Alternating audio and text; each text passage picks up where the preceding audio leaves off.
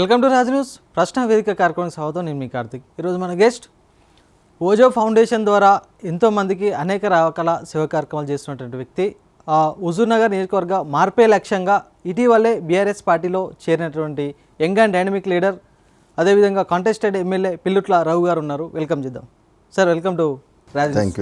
ఎలా ఉన్నారు? గుడ్. కండో మంచిగా మెరుస్తుంది. మొన్ననే రీసెంట్గా పార్టీలోకి వచ్చారు. అవును. ఎట్లుంది పార్టీలో బాగుంది. నియోజకవర్గంలో జాయిన్ అయిన తర్వాత చాలా ఉత్సాహంగా ఉన్నారు. ఎందుకంటే గతంలో ఒక 3.5 సంవత్సరాల నుంచి సొంతంగా కష్టపడి ప్రయత్నం చేస్తూ ఉన్నాం. మనకి ఏ పార్టీ అండదండ లేకుండా కూడా మన ఫౌండేషన్ ద్వారా కంటెస్ట్ చేయడం జరిగింది. చివరికి ఒక ఫార్వర్డ్ బ్లాక్ ఏదైనా గుర్తుండాలి కాబట్టి ఆల్ ఇండియా ఫార్వర్డ్ బ్లాక్ గుర్తుతోటి మనం ఎలక్షన్లో పోవటం జరిగింది. బీజేపీ లాంటి ప్రధాన పార్టీలో వచ్చినప్పుడు కూడా వదిలేసి స్వతంత్రంగా పోటీ చేయడం జరిగింది. సో ఇప్పుడు మనకు బలమైన పార్టీ ఉంది కాబట్టి ఆ నియోజకవర్గ ప్రజలు మనం చేసిన సేవా కార్యక్రమాలు అన్నింటిని గుర్తుపెట్టుకొని తప్పనిసరిగా రాబోయే రోజుల్లో రగన్నకి మంచి అవకాశం ఇస్తామని హ్యాపీగా ఉన్నారు. కానీ జాయినింగ్ ప్రోగ్రామ్ కూడా చాలా గట్టిగా ఏర్పాటు చేశారు. దాదాపు ఎంతమంది జాయిన్ అయ్యారు మీతో పాటు బీఆర్ఎస్ పార్టీలో? నాకు సంబంధించి నా ఫౌండేషన్ మెంబర్స్ దగ్గరగా ఒక 3,000-4,000 మంది ఉంటారు. ఇంకా దాంతోపాటు నా అభిమానులు చాలా మంది ఉంటారు. నా గుర్తు వచ్చేసి 9వ నెంబర్ గుర్తు, ఆల్ ఇండియా ఫార్వర్డ్ బ్లాక్ సింహం గుర్తు. అది బ్యాలెట్ బాక్స్లో ఆల్మోస్ట్ 14-16 డిజిట్స్ ఉంటే అందులో 9th ప్లేస్ నాది. అయినప్పుడు కూడా నన్ను నమ్మి దగ్గరగా ఒక 10,000 మంది ఓట్లు వేయడం జరిగింది. వాళ్ళందరూ కూడా నా అభిమానులు. తప్పనిసరిగా రాబోయే రోజుల్లో వాళ్ళందరి మద్దతు ఉంటుంది. మొన్న తెలంగాణ భవన్లో 3,000 మందితోటి దగ్గర 300-350 పైన కార్ల ఒక ర్యాలీతో వచ్చేసి మంచి బ్రహ్మాండంగా ఉత్సాహంగా ఆ రోజు జాయిన్ కావడం జరిగింది. కేటీఆర్ గారి సమక్షంలో, జయశెట్టి గారి సమక్షంలో. ప్రశాంతంగా ఉద్యోగం పొంది వ్యాపారం వైపు అడుగులేసిన మీరు ఈ రాజకీయాల వైపు ఎందుకు ఆలోచించిందంటే ఏం చెప్తారండి? మీరు అట్లా అనుకుంటా పోతే ఎవరో ఒకరు ఒక మార్పు తీసుకురావడం ప్రయత్నం చేయాలి. ఇప్పుడు అందరం చదువుకున్న వాళ్ళం. ఈ రోజుల్లో ఏం చదువుకునే వాళ్ళే రకరకాల వ్యాపారాలు చేసి రియల్ ఎస్టేట్లు దందాలు చేసేటోళ్ళు రాజకీయాలు ఏదో చేస్తున్నారు. మనం చదువుకున్న వాళ్ళం. కనీసం మనం మార్పు తీసుకురావాల్సిన బాధ్యత మనకు ఉంటుంది. కానీ వాస్తవానికి మార్పు సాధ్యం అవుతుందా? చేయాలి. 100% అవుతుంది. ఎందుకు 100% మార్పు అనేది సాధ్యమే. కాకపోతే ఒకరోజు కాదు ఇంకో టైం పట్టవచ్చు. కానీ అవకాశం వచ్చినప్పుడు మాత్రం మెరుగ్గా మనం పని చేయొచ్చు.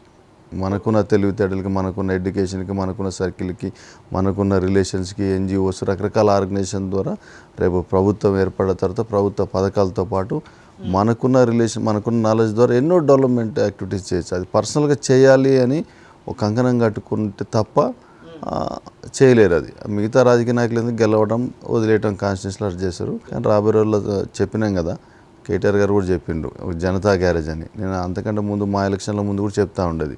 హుజూర్నగర్ నియోజకవర్గంలో ఒక పెద్ద మేనిఫెస్టో ఇవ్వడం జరిగిందన్న. నేను ఆల్ ఇండియా ఫార్వర్డ్ బ్లాక్ అప్పుడు దగ్గరగా 9-10 రకాల హామీలు ఇవ్వడం జరిగింది. అవి బ్రహ్మాండంగా ప్రతి ఒక్కరికి ఉపయోగపడేవి. రాబోయే రోజుల్లో ప్రతిరోజు మనం హుజూర్నగర్ నియోజకవర్గంలో ఉదయం నుంచి సాయంత్రం దాకా కూర్చొని ఒక పోస్ట్ మ్యాన్ లాగా, ఒక గవర్నమెంట్ ఎంప్లాయీ లాగా నియోజకవర్గ ప్రజలకు సేవ చేయాలన్న సంకల్పం. మీరు ప్రజలకు ఓజో ఫౌండేషన్ ద్వారా అనేక రకాల సేవా కార్యక్రమాలు చేస్తారు కదా, ఆ సేవా కార్యక్రమాలు అయితేంది, ఆ ఫౌండేషన్ అయితేంది, మీ రాజకీయ స్వలాభం కోసం స్థాపించిరా లేకపోతే ప్రజలకు నిస్వార్థంగా సేవలు అందించాలని స్థాపించిరా ఫౌండేషన్? రాజకీయ స్వలాభం కోసం చేసే ఫౌండేషన్లు వేరే ఉంటాయి. దగ్గర ఫౌండేషన్ మీద కాదంటారా? లేదు. ఒక 3.5-4 సంవత్సరాల క్రితము స్టార్ట్ చేసిన ఈ ఫౌండేషను ఎన్నో గ్రామాలలో చాలామంది దీని ద్వారా లబ్ధి పొందిండ్రు. అది హెల్త్ రూపంలో కానీ, ఎడ్యుకేషన్ 1,500 మంది విద్యార్థులను హైదరాబాద్లో కోచింగ్ ఇప్పించడమన్న. దగ్గరగా అందులో ఒక 20-30 మందికి SI కానిస్టేబుల్ జాబ్స్ వచ్చినాయి. అది మనము లబ్ధి కోసం తూతూ మంత్రం చేసే ఫౌండేషన్లు అంతకుముందు కూడా వచ్చినాయి. ఆడ ఏదో ప్యాడ్లు, పెన్సిళ్ళు అవి చిన్న కార్యక్రమాలు చేసే ఫౌండేషన్లు చాలా ఉన్నాయి. కానీ మనం చేసినన్ని ప్రతిదీ పర్మనెంట్గా ఆ ఊర్లో గుడి రూపంలో కావచ్చు, బడి రూపంలో కావచ్చు, ఎడ్యుకేషన్ కావచ్చు, చావులు కావచ్చు, పెళ్ళిళ్ళు కావచ్చు, వినాయకుడు కావచ్చు, ఏదన్నా ప్రజలకి పర్మనెంట్గా చాలా చేయడం జరిగింది. అట్లాంటివి చాలా స్కూల్స్కి రెనోవేట్ చేయడం జరిగింది. ఆ స్కూల్స్లో మార్చడం జరిగింది. అట్లాంటి పర్మనెంట్. అదేవిధంగా వ్యవసాయ రంగానికి సంబంధించినటువంటి కంపెనీ మీరు స్థాపించడం జరిగింది. ఆ కంపెనీ తోటి నియోజకవర్గంలో ఉన్న రైతులకు ఏమైనా సేవలు అందిస్తారా? యాక్చువల్లీ నా కంపెనీ వచ్చేసి ప్రైవేట్ కంపెనీ. రాబోయే రోజుల్లో మనం ప్రజాసేవలు ఉన్నాం కాబట్టి నాకున్న నాలెడ్జ్కి అగ్రికల్చర్లో చాలా రెవల్యూషన్ తీసుకురావాలనే ప్రయత్నం చేసినాం.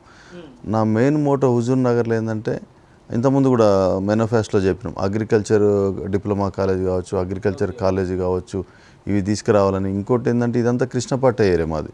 ఆ కృష్ణపట్ట ఏరియాలో ఫుల్ ఇరిగేషన్ సోర్స్ ఉన్న బెల్ట్ మాది. అక్కడ మా బెల్ట్ని తెలంగాణ కోనసీమలాగా తయారు చేయాలని చెప్పేసి నాకు చాలా ఎప్పటి నుంచో బలమైన కోరిక అది. ఎందుకంటే ఈరోజు వరి పంట వేస్తూ ఉన్నాం, ఎకరానికి దగ్గరగా మ్యాక్స్ చేసుకుంటే కూడా 30,000 నుంచి 40,000 ఇన్కమ్ వస్తూ ఉంది. అందులో ఒక 20,000 పెట్టుబడి పోతూ ఉంది. అది కాకుండా ఆ కొబ్బరి చెట్లు నాటడం వల్ల ఏమవుతుందంటే అదనంగా ఇన్కమ్ సంవత్సరానికి ఒక 30,000, 40,000, 50,000 వరకు అదనంగా ఇన్కమ్ వచ్చే సోర్స్ ఉంది. ఇప్పుడు మన ఆంధ్ర ఎందుకు డెవలప్ అయిందంటే వాళ్ళు వ్యవసాయం చేసుకుంటున్నారు, పాడి పరిశ్రమ బ్రహ్మాండంగా ఉంది. దాని ద్వారా ఈరోజు చూసినామంటే లీటరు 100, 120, 150 రూపాయలు లీటర్ పాలు దొరికే పరిస్థితి ఉంది. దాని ద్వారా every month 15,000 to 20,000 income generate అవుతూ ఉన్నది. ఒక 2 గేదెలు పెట్టుకోవడం వల్ల, 2 ఆవులు పెట్టుకోవడం వల్ల. దాంతోపాటు ఎవ్రీ ఇయర్ వాళ్ళు కొబ్బరి చెట్ల ద్వారా వచ్చే ఈరోజు కొబ్బరి బొండా చూస్తాను 10 రూపాయలు, 20 రూపాయలు, 30 రూపాయలు నడుస్తూ ఉంది. వాటి ద్వారా ఎవ్రీ ఇయర్ ఒక 30,000-40,000 ఇన్కమ్ జనరేట్ అవుతూ ఉంది. ఇవన్నీ ఖర్చులో పోయినా వ్యవసాయ పరంగా లబ్ధి చేకూర్చే కార్యక్రమం ఉంటుంది. తప్పనిసరిగా వ్యవసాయంలో బ్రహ్మాండమైన మార్పులు వస్తాయి. దాంతోపాటు వ్యవసాయంలో అక్కడ ఒక అగ్రి క్లినిక్ పెడదామని కూడా ప్రయత్నంలో ఉన్నాం రాబోయే రోజుల్లో. అగ్రి క్లినిక్ ఏంటంటే అక్కడున్న soil test, private soil test laboratories కానీ, ఒక అంబులెన్స్ లాగా ప్రతి ఊరు వెళ్ళేసి ఈరోజు అదనంగా ఫర్టిలైజర్ వాడుతూ ఉంటారు. మీకు తెలుసు, యూరియా షార్టేజ్, రకరకాల ఇష్యూస్ నడుస్తూ ఉన్నాయి. అక్కడ అవసరం లేకుంటే కూడా నత్రజని లోపం లేకున్నా కూడా నత్రజని కోసం వాడే ఎక్సెస్ వాడడానికి ప్రయత్నం చేస్తున్నారు రైతులు. సో ఇవన్నీ కంట్రోల్ చేసే ప్రయత్నం ఉంది, చేయొచ్చు మనం. రైట్. అదేవిధంగా కేంద్రంలో బీజేపీ పార్టీ అధికారంలో ఉంది, రాష్ట్రంలో కాంగ్రెస్ పార్టీ అధికారంలో ఉంది. ఈ 2 పార్టీలను అంటే నేషనల్ పార్టీలను కాదని మీరు కేవలం బీఆర్ఎస్ పార్టీలో మాత్రమే చేరడానికి గల కారణాలు ఏంటంటే ఏం చెప్తారు? అదే మీరు ఇంతకుముందు కూడా అన్నారన్న, ఓజో ఫౌండేషన్ స్థాపించారు కదా, ఆ ఫౌండేషన్ని మీరు స్వార్థం కోసమా రాజకీయాల కోసమని అన్నారు. నేను నా స్వార్థం కోసమో నా రాజకీయాల కోసం అయితే అధికారంలో ఉన్న అప్పుడే నాకు బీజేపీ టికెట్ వచ్చింది. అది ఆ టికెట్ ద్వారా పోయి నేను కూడా ఏదైనా నామినేటెడ్ పోస్ట్ తెచ్చుకొని నా రాజకీయ స్వార్థం కోసం నేను ముందుకు పోయేటోని. అది వదిలేసి దాని తర్వాత కూడా కాంగ్రెస్ ప్రభుత్వం వచ్చింది, దాంట్లో కూడా ఏదన్నా పదవి తీసుకునో లేకపోతే దాంట్లో జాయిన్ అయ్యో నా స్వార్థం కోసం, నాకు పనుల కోసం పోయేటోని. నేను అట్లా పోవాల్సిన అవసరం లేదు, నాకు ఆ అవసరం కూడా లేదు. అలాంటి రాజకీయ నాయకుడు కాదు. జాయిన్ అయిన 4 రోజులకే బాగానే బీఆర్ఎస్ బ్లడ్ బాగానే లేదు అట్లా కదన్నా. అంతకంటే ముందు కూడా బీఆర్ఎస్లోనే ప్రయత్నం చేయడం జరిగింది. ఫౌండేషన్లో టికెట్ కోసం ప్రయత్నం జరిగింది. అప్పుడు ఈక్వేషన్స్ సెట్ కాలేదు, సరే సొంతంగా పోటీ చేయడం జరిగింది. ఇప్పుడు జగదీష్ రెడ్డి గారి ఆశీస్సులతోటి ఇప్పుడు బీఆర్ఎస్ పార్టీలు వచ్చిన తప్పనిసరిగా మంచి ప్రయత్నం చేస్తాం. అసలు మీ టార్గెట్ ఏంటి? ఎమ్మెల్యే అవ్వడం లేకపోతే ఎంపీ అవ్వడం? మంచి ప్రజాసేవకుడిగా, ప్రజానాయకుడిగా ఆ నియోజకవర్గాన్ని బ్రహ్మాండంగా అభివృద్ధి చేయాలని చెప్పేసి నా సంకల్పం. ప్రజాసేవనే చేయాలంటే వాస్తవానికి రాజకీయాలు లేకుండా కూడా చేసినాం. మీరు అన్నట్టు మీరు అది అనొచ్చు, అది అందరు అడిగే క్వశ్చనే. నేను ఎంతవరకు చేయగలను? ఇప్పుడు నేను నా సొంతంగా చేయాలంటే కొంతవరకు లిమిటెడ్. ఇప్పుడు మీరు నియోజకవర్గంలో 3-3.5 సంవత్సరాల నుంచి ఎన్నో కార్యక్రమాలు చేసినాం. ఈరోజు ఏదైనా ప్రభుత్వంలో ఉండి రేపు ప్రభుత్వ అధికారులు ఉన్నప్పుడు చాలా పేదలకు రావాల్సిన పథకాలు కావచ్చు, స్కీములు కావచ్చు, బ్రహ్మాండంగా నిజాయితీగా వాళ్ళకి చేర్చడం కానీ ఎన్నో రకాలుగా ఉపయోగపడవచ్చు ఒక అధికారం ఉంటే. ఆ ఉద్దేశంతో ముందుకు పోతాం. హుజూర్ నగర్ నియోజకవర్గంలో బీఆర్ఎస్ పార్టీ గ్రాఫ్ పడిపోయింది.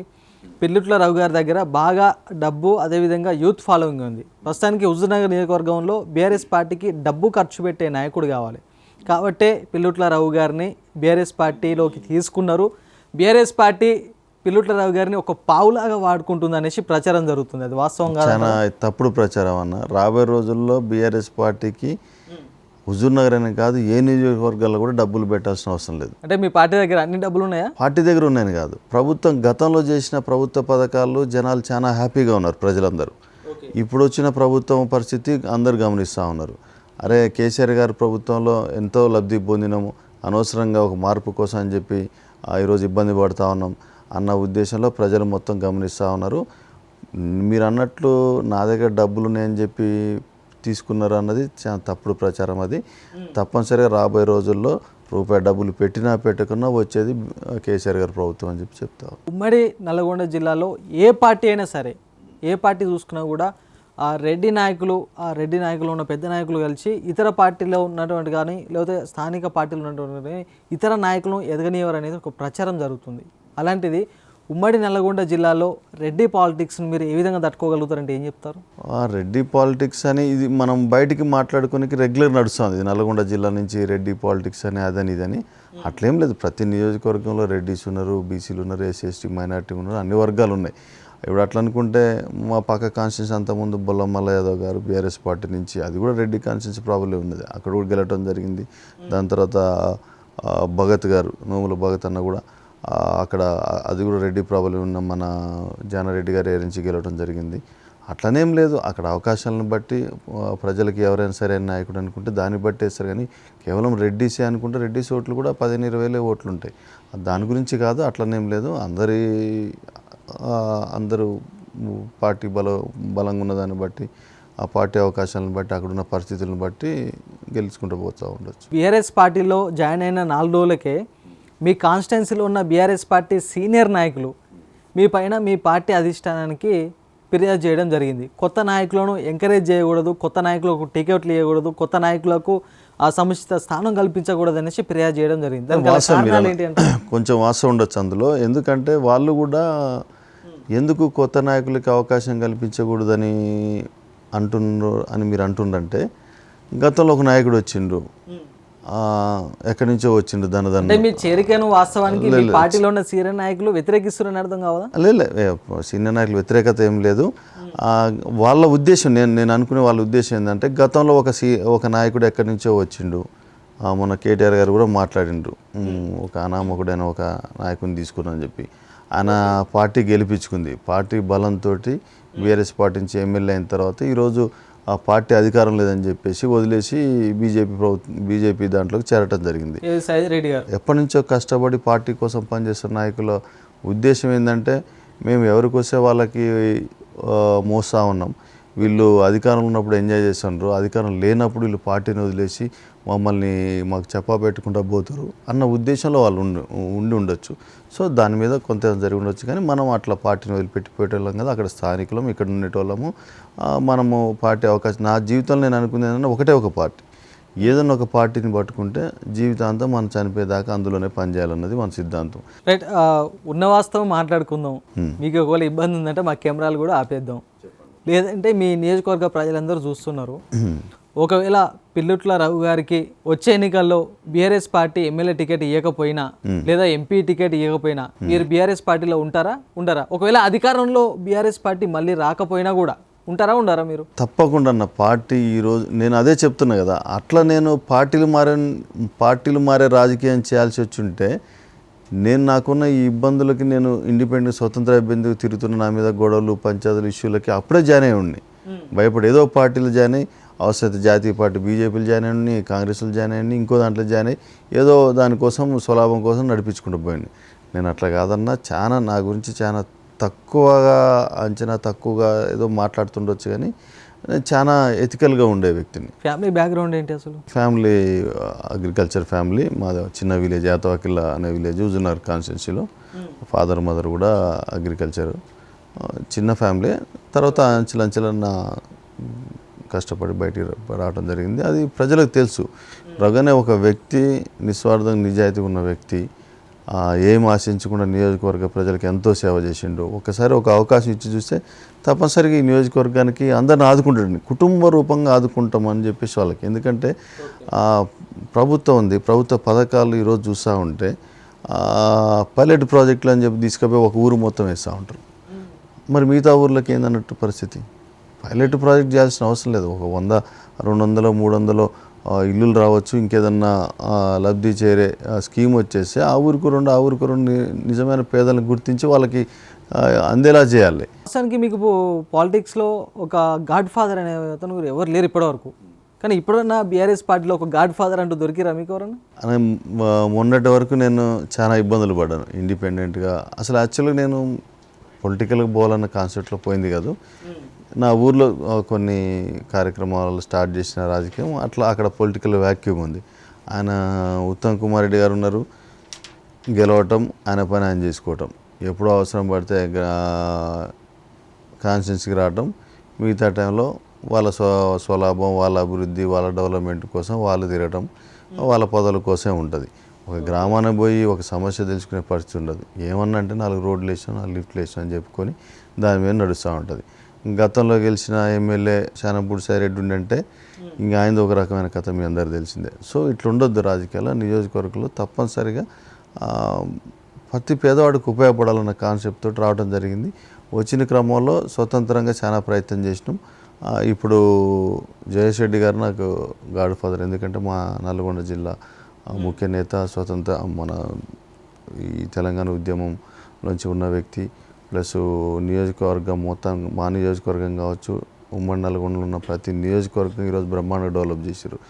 మీరు నల్గొండ ఇంతకుముందు గతంలో నల్గొండ జిల్లా పోతే జస్ట్ ఒక 20-30 ఫీట్ రోడ్డు ఉండేది. ఈరోజు చూడండి, సాయంత్రం కూడా పోతే థాయిలాండ్ మాదిరి, న్యూయార్క్ మాదిరి అట్లాంటి లైటింగ్స్ తోటి డబుల్ రోడ్స్ ఉండటం కావచ్చు, డివైడర్ ఉండడం కావచ్చు, ఐటీ హబ్ కావచ్చు, మెడికల్ కాలేజీలు కావచ్చు, సూర్యాపేటలో మెడికల్ కాలేజ్ కావచ్చు, ఇవన్నీ చాలా డెవలప్ చేసుకుంటూ వచ్చారు. ఇంకా ప్రభుత్వ పథకాలు కాకుండా లోకల్ ఉన్న ఇన్ఫ్రాస్ట్రక్చర్ బాగా డెవలప్ చేసుకుంటూ వచ్చారు. సో తప్పనిసరిగా జయేష్ రెడ్డి గారు నాకు మొదటి గాడ్ ఫాదర్. గత ఎమ్మెల్యే ఎలక్షన్తో పోల్చుకుంటే కనీసం ఒక పట్టుమని 10,000 ఓట్లు రాని పెళ్ళుట్ల రావు గారు మంత్రి ఉత్తమ్ కుమార్ రెడ్డిని ఏ విధంగా ఎదుర్కోగలుగుతారంటే ఏం చెప్తారు? చాలా తప్పన మీరండి. పట్టుమని 10,000 అంటే 10,000 రూపాయల డబ్బులు కాదు. అది 10,000 మంది నమ్మకంగా మన మీద వేసిన ఓట్లు. అది 10,000 మంది స్వతంత్రంగా ఇండిపెండెంట్గా వేసారంటే అది మామూలు విషయం కాదు.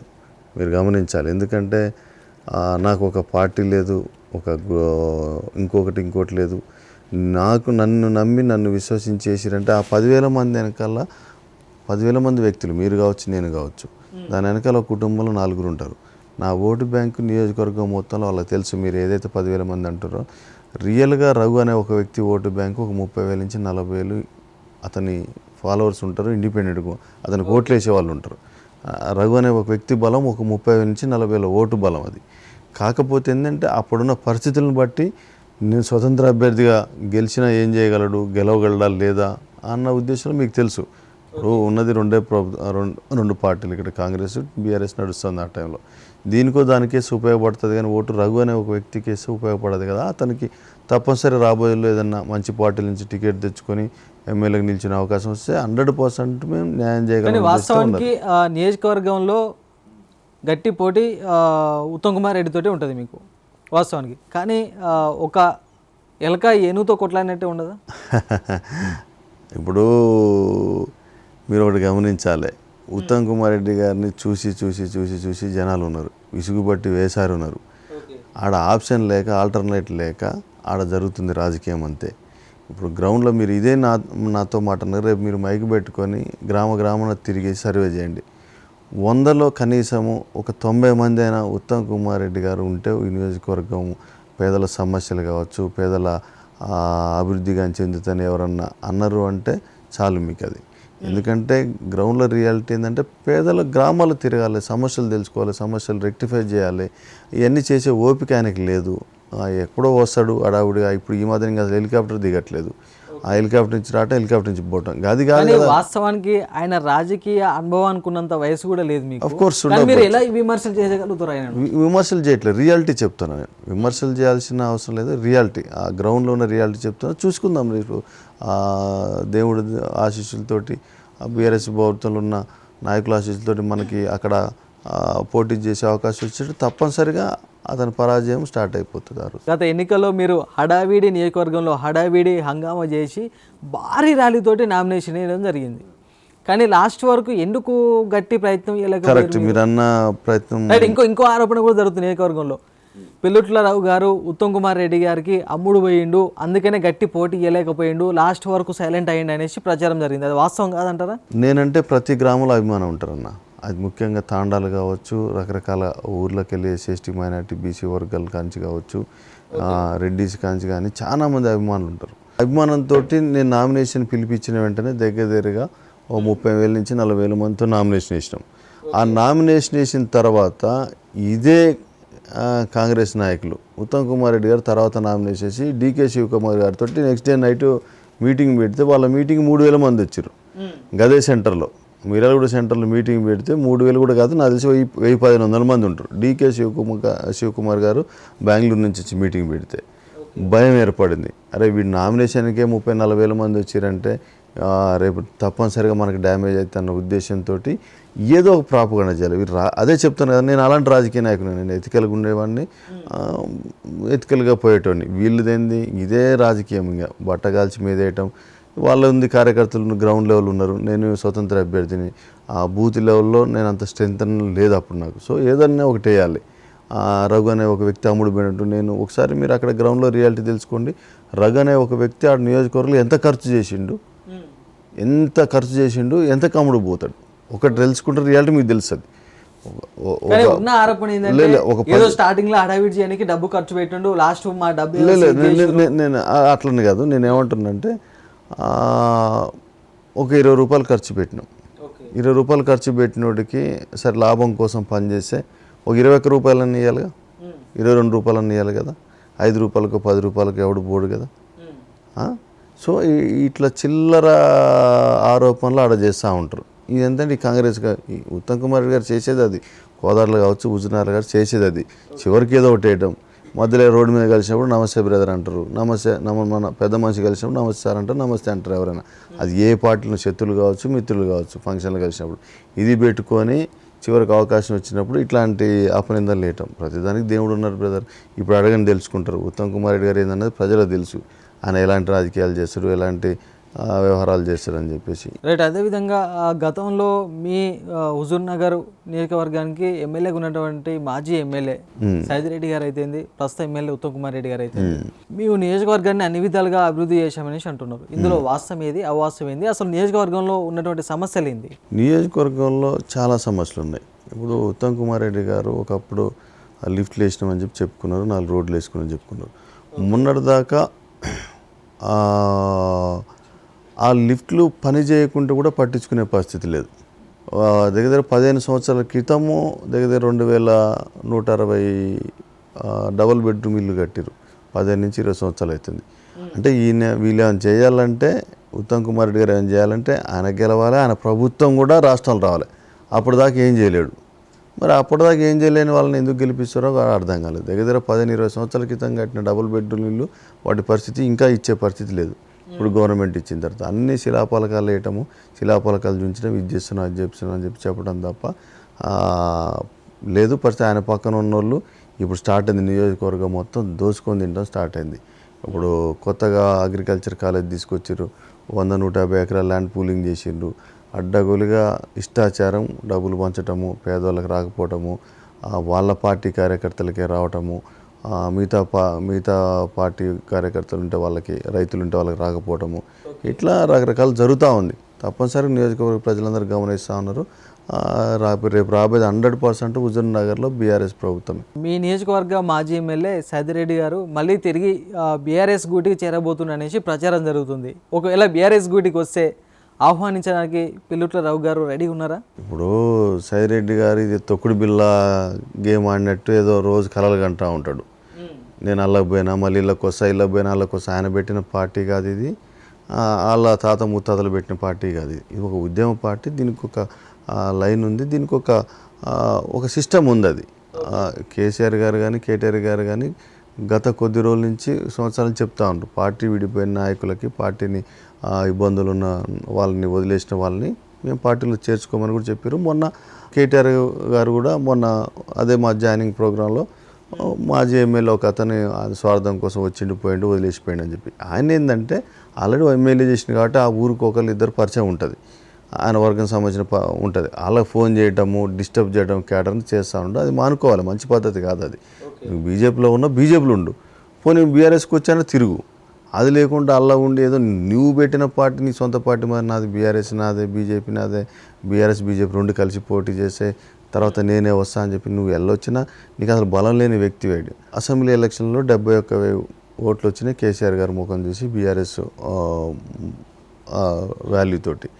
దాని తర్వాత నీకు అంత వాల్యూ ఉంటే ప్రజల్లో నువ్వు అంత పెద్ద లీడర్వి, అంత స్ట్రాంగ్ లీడర్ అయితే మొన్న సర్పంచ్ ఎలక్షన్లో పోటీ చేస్తే నువ్వు ఆల్రెడీ ఎంపీ కంటెస్ట్ చేసిన వ్యక్తివి కదా, సర్పంచ్ ఎలక్షన్లో పోటీ చేస్తే నీ సొంత గ్రామంలో కనీసం 100 ఓట్లు రాలేదు. నియోజకవర్గం మొత్తం కూడా 2,30,000 ఓట్లు పైచిలుకుంటే బీఆర్ఎస్ పార్టీకి 84,000 ఓట్లు సర్పంచ్ ఎలక్షన్లో సాధించుకుంటే నువ్వు ఒక ఎమ్మెల్యేకి పోటీ చేసిన వ్యక్తివి, నేను అంతా ఇంత అని చెప్పుకునే వ్యక్తివి, మొత్తం 366 ఓట్లు నీకు వచ్చినాయి బీజేపీ పార్టీకి.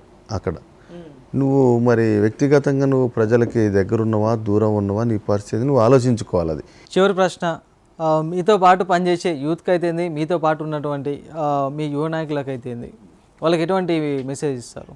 నాతో పాటు తిరిగిన ఫౌండేషన్ సభ్యులు కావచ్చు, ఆ నియోజకవర్గ యువకులకు కావచ్చు, పేదలకు కావచ్చు, అక్క చెల్లెలకు కావచ్చు, అవతాతలకు కావచ్చు, రగనే ఒక వ్యక్తి గత 3-4 సంవత్సరాల నుంచి ఎంతో కష్టపడి నియోజకవర్గంలో ఎన్నో సేవా కార్యక్రమాలు చేయడం జరిగింది. వాళ్ళకి తెలుసు రగంటే ఓపికగా మాట్లాడతాడు, చేస్తాడు, సమస్య వింటాడు, ఎక్కడికి పిలిస్తే వస్తాడు, మాకైనా కష్టం ఉన్నా ఫోన్ చేస్తాడు, హాస్పిటల్ కావచ్చు, ఎడ్యుకేషన్ సంబంధించి కావచ్చు, ఎంప్లాయ్మెంట్ సంబంధించి కావచ్చు, మాట్లాడతాడు, చేస్తాడు. ఆ బిడ్డ వస్తే మేము అందరం హ్యాపీగా ఉండవచ్చు అని అందరు ఈరోజు నేను జాయిన్ అయిన తర్వాత అనుకుంటారు.